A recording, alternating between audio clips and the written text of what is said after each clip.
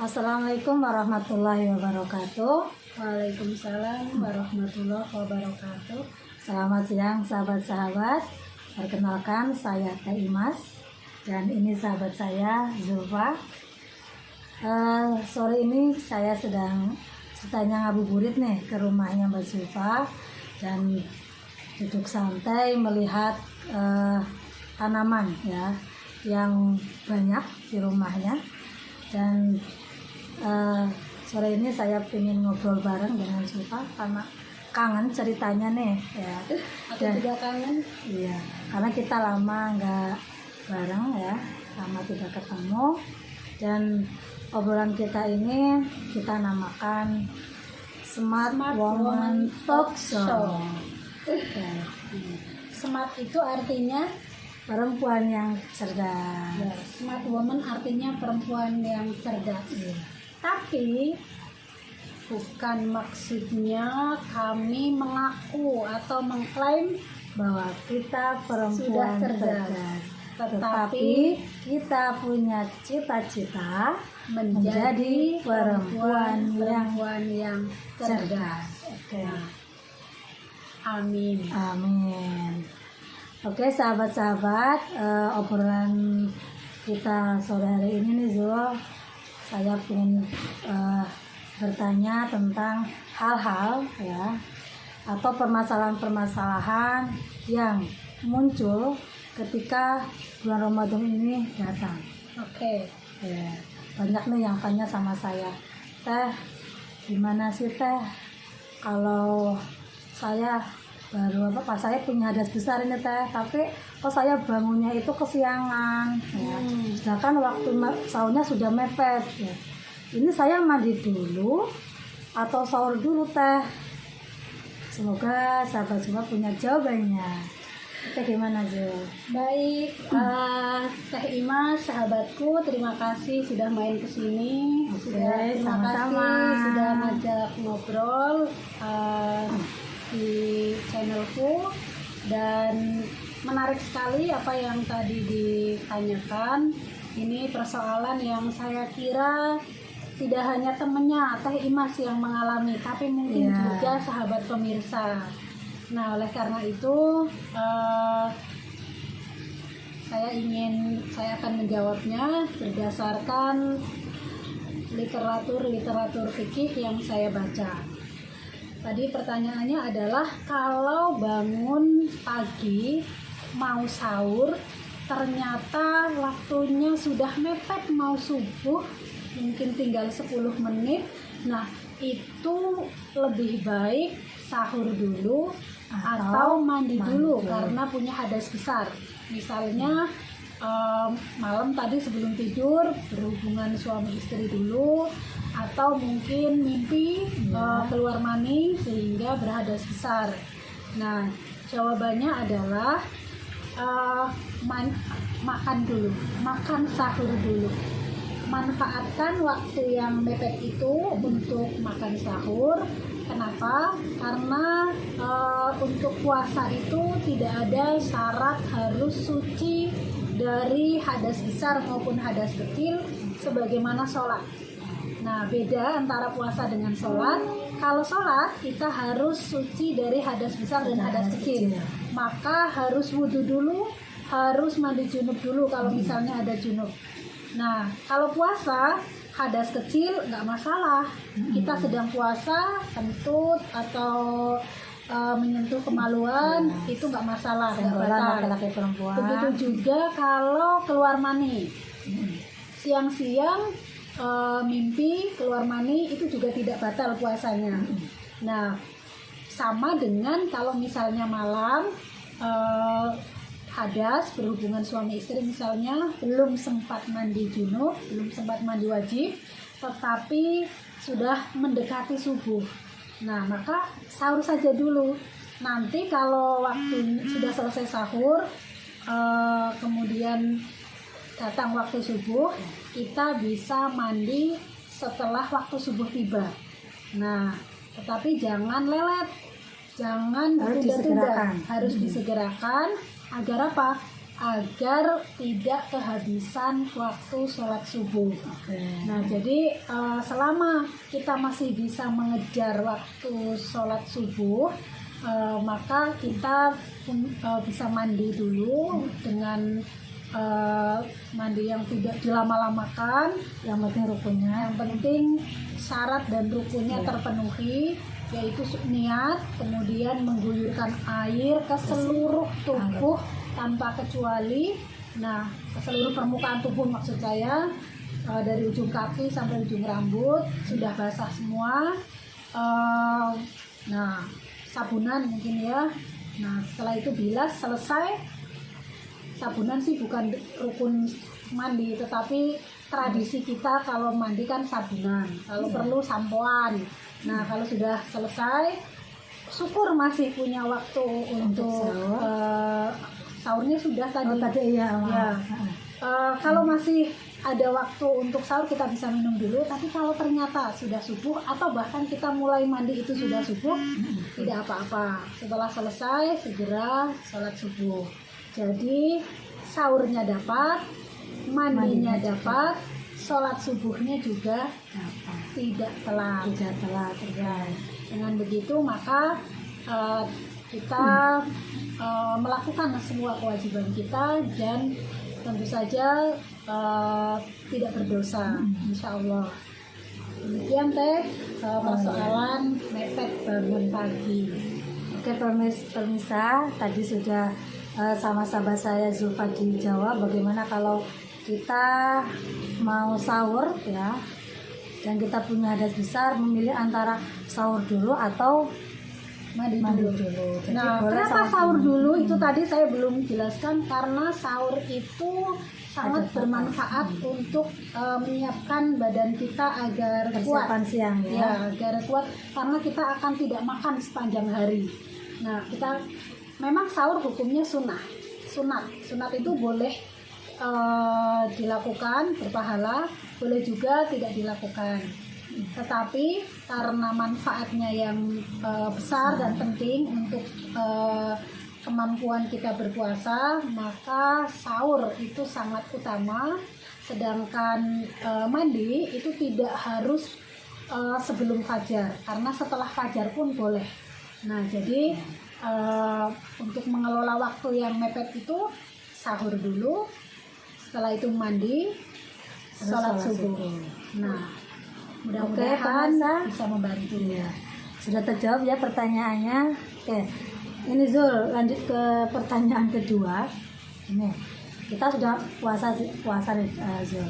Nah terus kita lupa nih karena kebiasaan pakai inhaler, pakai Vic atau pakai ya minimal kalau nggak pakai Vic pakai ini ya yang apa balsam disedot. Nah, gitu. Itu gimana Zul? Oh ya, Vicks inhaler Ya. itu alat yang kalau dihirup itu bikin kita segar, gitu ya. Nah, mungkin kita flu, hidungnya mampet, Ya. fatal nggak kalau pakai Vicks inhaler yang aromanya itu menembus hidung? Nah, ini pertanyaan juga hampir sama kalau kita lihat pada orang penderita asma. Penderita asma itu Yang pakai alat itu ya? kadang-kadang kan asma kalau pas kambuh bernafasnya berat. Nah, dia butuh bantuan untuk bisa bernafas itu pakai inhaler. Nggak tahu namanya inhaler apa, tapi ada yang disemprotkan ke mulut, ya, mulut atau hidung ya. Ke mulut biasanya. Ya, apakah itu membatalkan puasa? Nah, berdasarkan bacaan-bacaan yang saya akses, salah satunya dari websitenya NU.org, penghirupan yang bisa membantu pernafasan semacam tadi pada penderita asma itu tidak membatalkan puasa. Kenapa? Karena penghirupan itu tidak masuk ke saluran pencernaan, melainkan ke saluran pernafasan. Jadi Tidak dia menerus ke membantu perut ya, ya. bukan bukan masuk ke dalam lambung atau perut, tetapi masuk ke saluran pernafasan yang fungsinya adalah meringankan bernafas ya. Karena penderita asma atau orang yang hidungnya mampet seperti tadi itu, ketika menghirup inhaler itu menjadi ringan, menjadi bisa lebih bernafas. Nah, itu tidak membatalkan puasa. Justru kalau itu dihukumi membatalkan puasa, ini memberatkan. Kenapa? Bagi penderita asma yang tergantung pada alat itu, kalau dia dihukumi batal, maka kapan dia bisa puasa? Itu akan memberatkan dia. Madorotnya lebih banyak. Madorotnya lebih besar. Dan kemudian tadi itu, kalau para ulama itu kan mendefinisikan hal-hal yang membatalkan puasa itu kalau memasukkan sesuatu yang sifatnya menerus yang ke dalam lubang tubuh kita yang jumlahnya 9, yang bisa menerus sampai ke lambung. Sedangkan untuk yang ke saluran pernafasan, paru-paru misalnya, itu tidak dikategorikan sebagai sesuatu yang membatalkan puasa. Maka tidak masalah kalau kita flu, hidung tersumbat, kemudian menghirup fixed inhaler atau produk yang sejenis yang dimaksudkan untuk melonggarkan saluran hidung. Nah, itu tidak masalah karena tadi tidak sampai ke lambung, melainkan ke saluran pernafasan, bukan saluran pencernaan. Kalau lambung itu kan bagian dari organ pencernaan. Alhamdulillah ada 2 pertanyaan yang sudah dijawab oleh sahabat Zulfa. Ini satu lagi Zul. Ya. Kita waktunya masih lama nih. Ya. Satu lagi 11 menit baru. Oke. Masih banyak ya, kita tanya belum masak nih Zul. Kamu udah masak belum? Apa beli? Dimasakin. Dimasakin, oke. Senang kalau Zulfa yang masakin. Kalau saya nanti masak lah. Ini Zul, pertanyaan yang ketiga Zul. Ini kan musim pandemi ya. Pandemi COVID-19. Iya, pandemi COVID-19. Ada beberapa teman yang mau diswab. Ya. Mereka ragu. Swab itu membatalkan puasa atau enggak sih? Oke, swab test untuk COVID ya. Iya. Ya, sahabat-sahabat pemirsa, mungkin banyak di antara sahabat yang sudah pernah tes swab, yaitu caranya diambil cairannya dari hidung, ada yang tenggorokan, ada yang cuma hidung saja, ada yang tenggorokan. Nah, cairan ini diambil untuk dites di laboratorium untuk menentukan apakah kita positif atau negatif COVID. Nah, pertanyaannya ketika kita dimasukin alat tadi, diambil cairannya, puasa kita batal apa tidak? Nah, saya merujuk pendapat Majelis Ulama Indonesia, tes swab baik melalui pengambilan cairan di hidung maupun di tenggorokan itu tidak membatalkan puasa. Kenapa? Karena itu adalah mengambil sesuatu, bukan memasukkan. Nah, kemudian jadi tidak ada materi dari luar tubuh kita yang masuk dan kemudian berpotensi terus ke dalam lambung kita atau melalui saluran pencernaan masuk ke lambung, itu tidak ada. Yang ada adalah aktivitas mengambil cairan. Jadi alatnya itu dipakai masuk ke dalam mulut tapi dikeluarkan lagi. Nah, itu menurut Majelis Ulama Indonesia tidak membatalkan puasa. Jadi kalau kita misalnya mau pergi naik kereta atau naik pesawat, kemudian ada syarat harus swab, maka tidak masalah karena itu tidak membatalkan puasa.